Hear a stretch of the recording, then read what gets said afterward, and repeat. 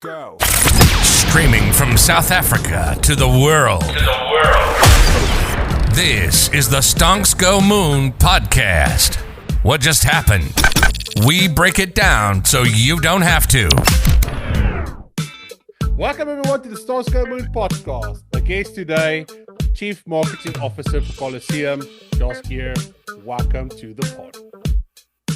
Hey Rocco, thanks for having me here. Great to talk to you and great to get to know you guys. Dude, when I hear the word Coliseum, I immediately think Rome, I think gladiators, I think combat, battle to the death, like in the old days. Is that sort of what you guys, is that your thing, right? Fighting. Fighting for the modern era, right? I guess that's what it is. I mean, to be fair, and I think everybody who's a gamer, whether competitive gamer or casual gamer, I think they can feel this. One thing about gaming, it's constantly a challenge. That's why one of our mottos is to challenge everything, right? Because you're constantly challenging against others in your game to be the best. You're also challenging against people who are non-gamers, who are just saying like, oh, that's just a game, etc. and all that. We're not taking gaming seriously, but gaming is starting to become something serious, right? So it's a battle, it's a constant battle, and it's a battle for life. Yeah, so that's the Coliseum. So Coliseum, competitive gaming platform, right? Okay, so that's not entirely new in the esports arena, but what makes you guys different from the other competitors out there?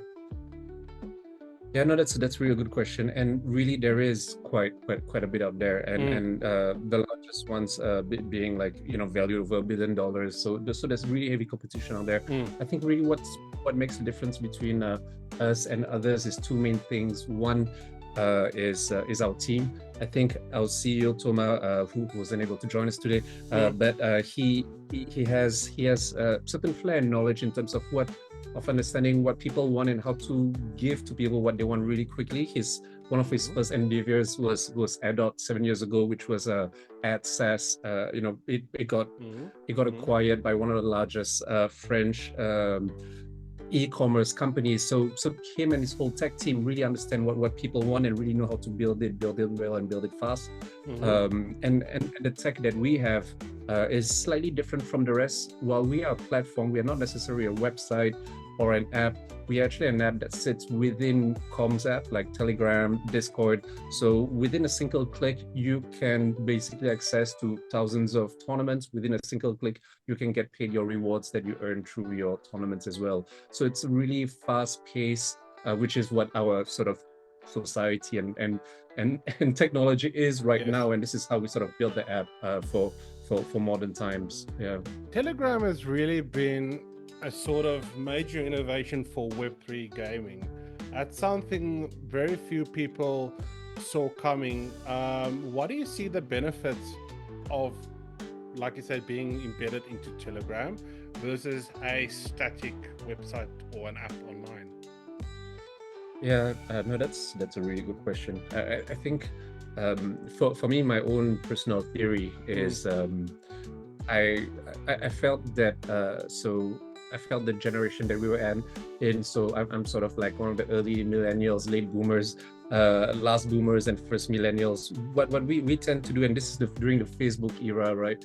Was we split all the different various applications that an app could have. So you had Facebook, you had Messenger. It was not one single app, and then you had Instagram, and then you had WhatsApp. So we had all these various apps, and everything was sort of fragmented.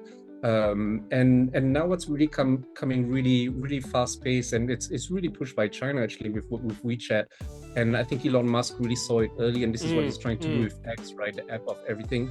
Is somebody's already using that app. So instead of trying to like get them out of something, having that battle with everyone, why don't you just, if they're there and they're comfortable there, why don't you continue building within the ecosystem itself? So continue building within Discord, continue building within Telegram, and Telegram does really a good job at doing it. Together with Discord, but Telegram is a bit more ahead in the game, and that's why we chose to go focused on Discord for now. But we've got like millions of users on Discord already. While we're trying to fight to get them out, they're in there. Let's get them in there while they're in there. Meet the people where they are, right? So Elon is a massive gamer. I think he said he's like top 25 in Diablo or something like that. And I That's insane. see, yeah, he's pushing gaming on X. Do you think X is set up or could be set up to be a competitor for Discord or Telegram in the future? 100%. Well, one thing that I really love about Telegram itself is I think it's because it's a lean team. They really pay attention to detail and they're able to like improve and on the small little details really quickly. It was not the case when Twitter was Twitter, but now that since Elon has joined Twitter, he's been doing that really quickly as well. I think definitely it's really quick to being there. I mean, we can already start streaming. People can already have subscription, be able to monetize the content they create. Now all he needs to do is for us to be able to sort of, if we can sort of add in apps within his app. So like, for example, Coliseum can be plugged into within X. That would be like a game changer, right? You know, you can have your wallets integrated, you know, if it's a Web3 project, etc. and all that. So definitely the right direction. And I'm sure that's sort of the direction that Elon and the X team is going towards as well. Yeah. I think so as well. All right, let's talk about cheating. Like any sport, esports is a sport. And there's a lot of cheating, right? So people want to be competitive, but they also want to sometimes take the easy way out. And I read that you guys are sort of one of the platforms that have a fair and transparent gaming experience. Talk to me about how rampant is cheating and how do you guys sort of try to negate that? Yeah. It's actually pretty rampant, especially in the lower tiers of competitive gaming, right? Because so people care if the prize pool is $1 million, but people care less when the prize pool is like $50. Yeah, you know, nobody's gonna try to prove that guy cheated, etc. and all that. But you know, when you have gamers, or when you have like farmers who have like hundreds of accounts that participate in like thousands of competitions that are worth $50 per day or per hour, it sort of piles up. It could actually be a business, and you know, and with like AI and bots really being sort of you know, like plaguing especially Web3 and the gaming space. So that's something that we've really looked at. We never, myself, I've been personally affected, but even more affected ever since casual games like chess, for example, right? And when you play chess with somebody, it's like you don't expect the person to cheat, because it's like you're just playing for the fun of playing. But once you put like $10 on the table, and it's online and you can't see the person playing, that's where people start cheating. So we really start noticing that cheating really starts like the curve really starts to go up really high really quickly. Once money even on if the table, up the and even if it's just a simple dollar, to be honest. So we've tried to look at ways to prevent it, and we've looked at existing technology. We are building our current technology as well, obviously looking at AI. But actually the best way to really prevent it is still right now, it might sound medieval, it's still humans. And that's why we've built the Guardian Network. So the Guardian Network is really existing tools, proprietary tools that we are building, leveraging AI and standard Web2 technology. But what's really important is the Guardian Network that we have. So the people who are part of our community, who are monitoring all these tournaments that we're organizing, and they are basically the backbone of our anti-cheat system right now currently. So obviously we have an incentive program to sort of support them and to thank them for spending their time to keep our ecosystem safe. But yeah, that's pretty much where we are at right now. Is we're building, we are learning as we go, and the more tournaments we organize, the more games we play, the more we learn how we can prevent cheating and make it fair for everyone participating in our tournaments. Does blockchain play a role? You mentioned AI, but does blockchain play a role at all? Yes, it does. So in a few ways, in the anti-cheat, it helps us keeping track in terms of from a Guardian Network perspective, and it helps us keep track of the work of our community members. So it's a sort of ledger, right? So we're using blockchain literally as a ledger system, so that we're able to track people's activities and then reward them accordingly as they help us keep the ecosystem safe. That's one of the ways we're leveraging. We have an incentive. We incentivize our players as well and our community members, whether they do quests, our social fire engagement, or simply winning rewards through basically blockchain by paying them through blockchain, where it's a transparent reward system. They'll also be able to stake. We've got some DeFi elements within our ecosystem as well. So basically, we leverage blockchain technology just to incentivize our community in a fair and transparent and safe way that traditional Web2 payment systems can really offer. Sounds cool. How big is your global community, more or less, give or take? Yeah, it's pretty big and it's growing every day. It's every day I wake up, I look at the numbers, and I'm really shocked at how fast. I read 2 million. That was last week. So I think we submitted that when we spoke and we shared with you some information. Yes. Like a week ago. So now we're about 2.5, 2.7. So basically we grew our community and started growing our community in the Web2 space, or in traditional gaming space. So I think that's where the community is really tight knit. They've been around for like decades, right? Since it's a really tight knit word of mouth community. So when something good's happening, I think it spreads really fast. So yeah, especially ever since we were launching our board, it's been spreading even faster. So that's been pretty cool to sort of see the numbers as we grow. You said you built pretty fast. What type of feedback are you getting from the members? Is it what's some positive feedback, but also give me some negative feedback? Yeah, so, I don't know if this is negative feedback or maybe it's us being negative. But I think for us, because of our experience, I think we look at like what Henry Ford say, right? If you ask them what would do they want faster horses. Yeah. So when we getting feedback, getting feedback from the gamers, we do listen. We have ear on the ground. We listen to them. We listen to what they hear, but we also look at how we can really look beyond what they're actually saying and look at actually what they want, because sometimes what they're saying doesn't really necessarily reflect what they want. Saying you want faster cars, saying what's basically you want to reach. Yeah, what's that thing about the customers don't know what they want? Yes, so they're always right, but they just don't know what they want, kind of thing, right? But so and I mean, nobody would knew that. Like you're already chatting with my friends on Telegram, and you're like, hey, there's a tournament. How would I think that, let's get out of the app and then go sign up on another app and participate in the tournament? Like, why can't I chat with you and just one click be part of this tournament already? You know what I mean? So nobody knows that because they themselves don't know it, right?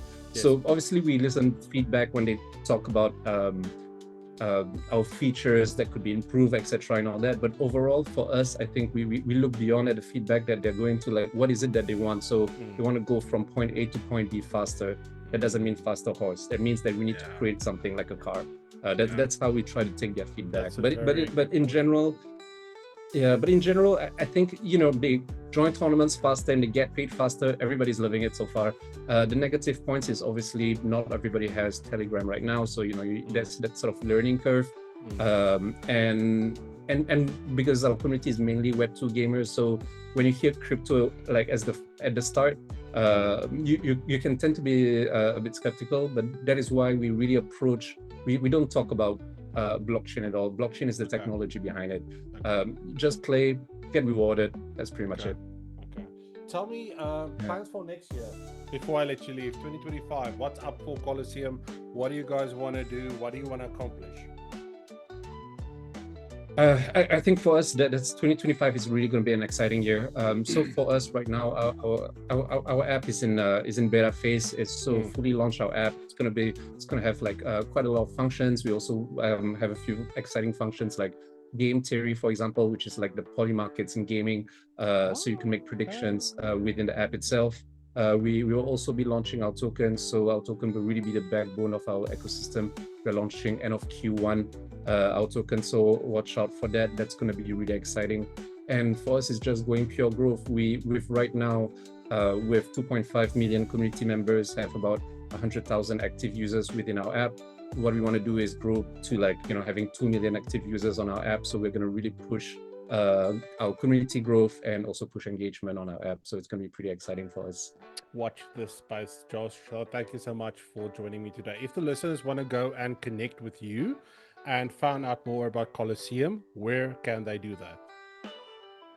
Yeah, so you guys can head to, I think the best space where there's a lot of information, you guys can head on to X. So it's Coliseum_org, O-R-G. Or if not, just head to our website, coliseum.org, and then just sign up there, and there's going to be a whole bunch of information there. And we will put all the links in the comments. Thank you so much for joining me today.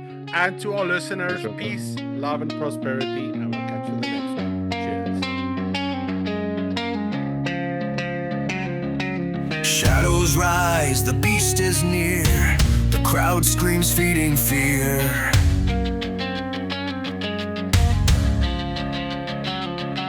Chains are tight, my soul is bare. Fight for life or end it here.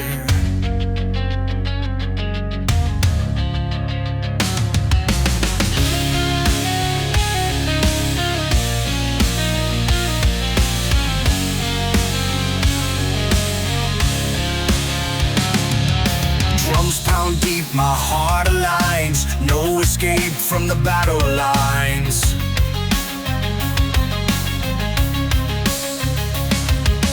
Mercy fades, the roar's too loud in the Coliseum. Face the crowd.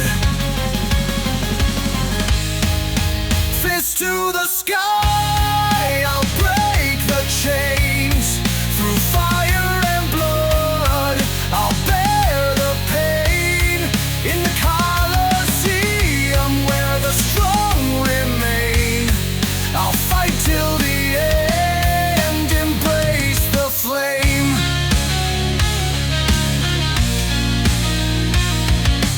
Da ba dee da da, ba da da wa na na.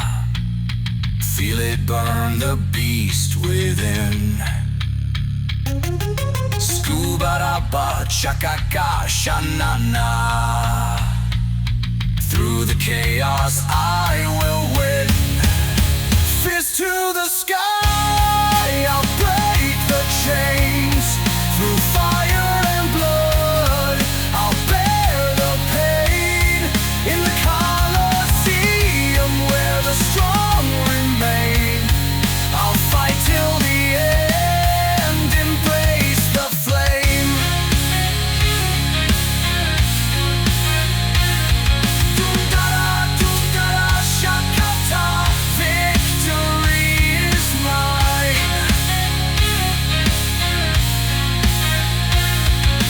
Da-na-na, ba-na-na, wa-na-na.